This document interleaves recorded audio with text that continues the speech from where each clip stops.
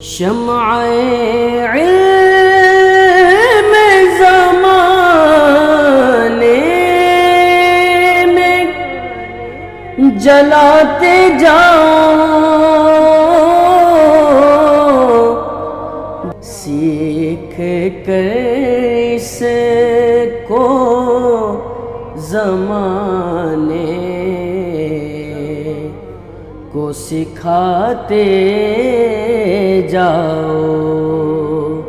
اعوذ باللہ من الشیطان الرجیم، بسم اللہ الرحمن الرحیم۔ ناظرین کرام السلام علیکم ورحمۃ اللہ وبرکاتہ۔ انشاءاللہ تبارک و تعالی آج ہم لوگ پڑھیں گے شرح مئات عامل کی النوع العاشر۔ اب تک اس سلسلے میں ہم لوگ تقریباً 34 ویڈیوز بنا چکے ہیں۔ انشاءاللہ تبارک و تعالی یہ ہوگا ہمارا پارٹ نمبر 35، ٹھیک ہے۔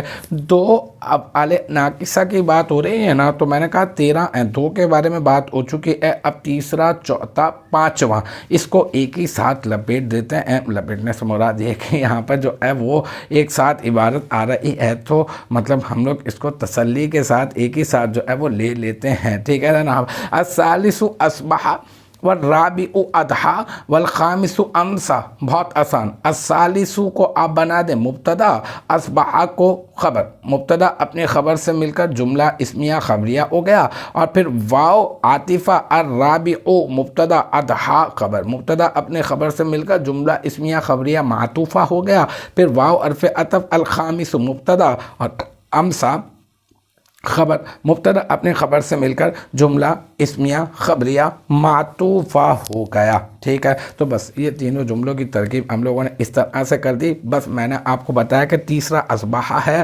اور چوتھا اضحیٰ ہے افعال ناقصہ میں سے نا، اور پانچواں جو ہے وہ امسیٰ ہے۔ انشاءاللہ تعالی آگے جو عبارت ہے نا اس میں میں آپ کو اس کے کیونکہ تینوں ایک ہی مطلب معنی کے اندر آتے ہیں نا، تو اسی وجہ سے ایک ساتھ جو ہے وہ جوڑ دیا گیا۔